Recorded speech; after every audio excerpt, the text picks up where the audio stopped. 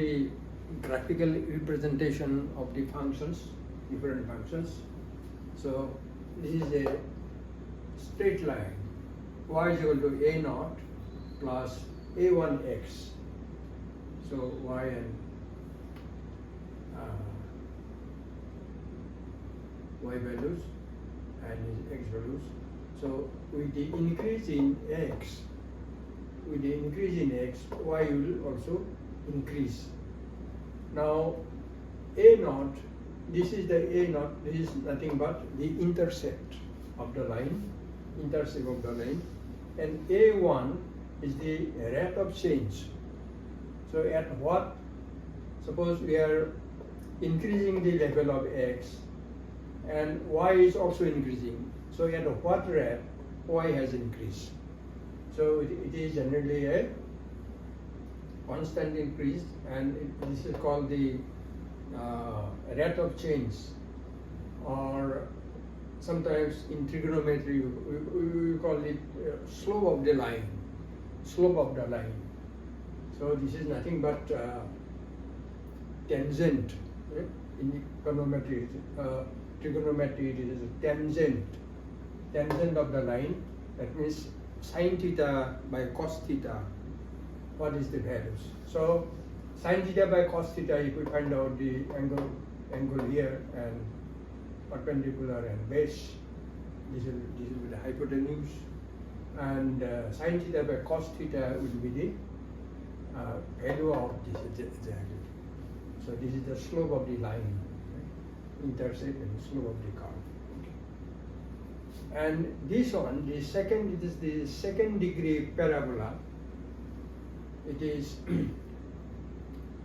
so x-axis is the input, y-axis is the output. So we are increasing. This is again the intercept. This up to here 0 to a naught. This is the intercept. So with the increase in value of x input, what will be the value of output rise. So at lower level of input, it will go on increasing, but at a decreasing rate. It is increasing at a decreasing rate, and it reaches maximum. Then with further increase in x input, it tends to decline.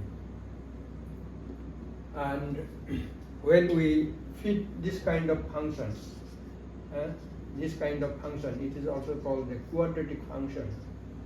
This kind of function, we generally get the sign of a2 as minus. So that's why it is that a2 is negative, less than 0. a2 is negative. So this is a quadratic function. It is increasing at decreasing rate, attains maximum, then it declines with further increase in input. It is not that with increase in input it will go on every time, it will go on increasing. No. Generally it happens in agriculture also, that if we put fertilizer in a fixed plot of land, at the beginning it will increase, but when fertilizer level will go on increasing, so productivity tends to decline because of toxicity of land and other factors. So this is very common phenomenon. Then another one is the cubic function. So third degree parabola is the cubic function. The character is that with the increase in x, value of y, say production or output, it will increase at decreasing rate, attains maximum, then it declines, then at higher level of input, it increases again.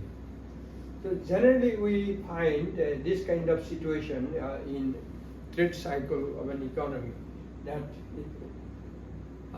it rotates,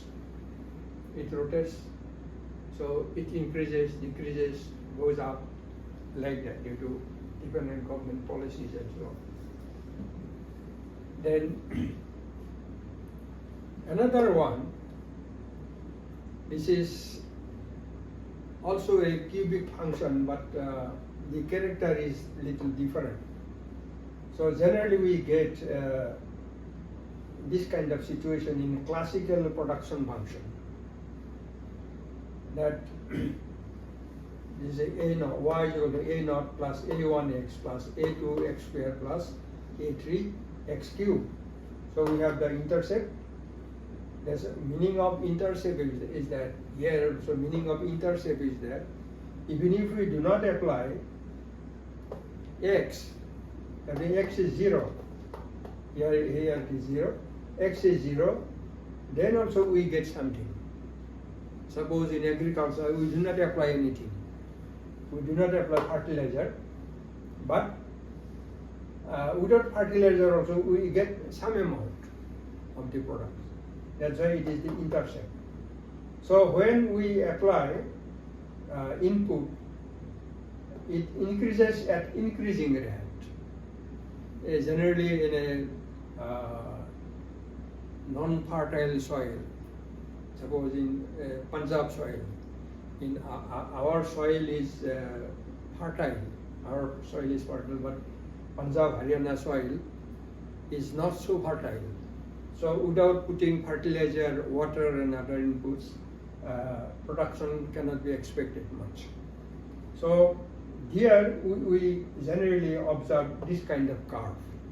So when we start putting input, that it increases at increasing rate.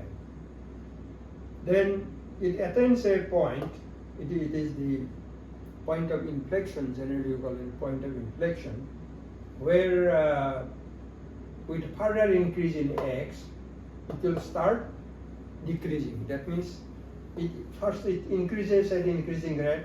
After this point, it increases at decreasing rate. Then it attains maximum. Then with further increase in the level of x input, then it declines. So that's why it is known as the classical production function. So this is the very good example of classical production functions. But in industry and other areas also we can observe this kind of situations. Then another one is rectangular hyperbola. Rectangular hyperbola. So the function is y is the function of x, but it takes this form, a by x. That means xy is equal to a. So in this case, the curve is asymptotic to both axes, to x-axis and to y-axis. It is asymptotic, means they are parallel. So after some time it becomes parallel to x-axis and parallel to y-axis. So this is very much common in demand theory, that when elasticity is 1, when elasticity of the curve is 1, then it takes this type of form, shape, right? This type of shape, that the curve is asymptotic to both axes and it has an unitary elasticity. At any point, elasticity is 1.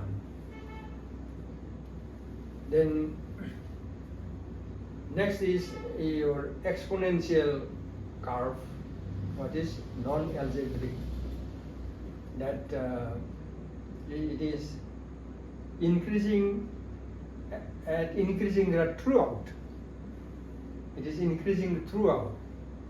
So it is ab to the power x. ab to the power x.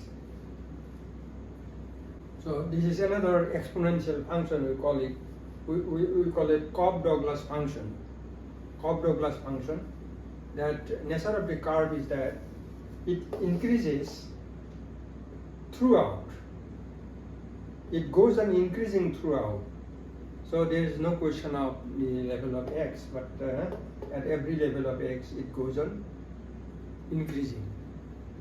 It does not decline. It goes on increasing. So it is y is equal to ax to the power b. So b is the coefficient and a is the intercept. And when practically we feed the function with data, field data. So generally b is the elasticity, a is the intercept, and b is the elasticity. So and generally we apply log on both sides, and fit this function. So beta b is the elasticity, and there will be different variables influencing y. So here it is single variable. So form is ax to the power b.